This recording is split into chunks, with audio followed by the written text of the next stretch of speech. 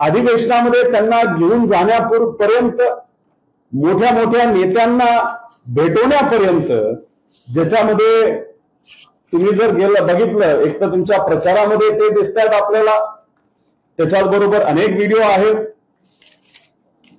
तर तुम्ही मंत्रालयामध्ये त्यांच्या बंधूंना घेऊन बसला होता, अजून तुम्ही खोलामध्ये तिथे गेलात तर तिथे तुम्ही फार त्यांना त्यावेळेसचे जे मुख्यमंत्री होते त्या मुख्यमंत्री साहेबांना सुद्धा, म्हणजे एकनाथ शिंदे साहेबांना तिथं तुम्ही त्यांना भेटवलं.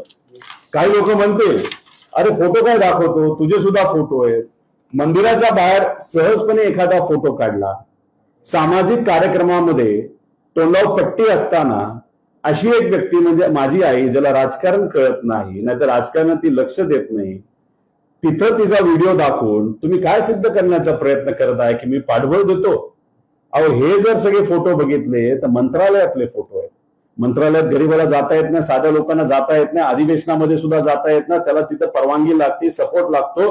आणि ही व्यक्ती ज्याच्यावर अनेक गुन्हे आहेत, ही व्यक्ती सहजपणे तुमच्या काळामध्ये, तुमच्या सरकारमध्ये जर मंत्रालयात जात असेल तर त्याला पाठबळ आणि पाठिंबा सत्तेतल्या लोकांचा असल्याशिवाय ते काहीच करू शकत नाही.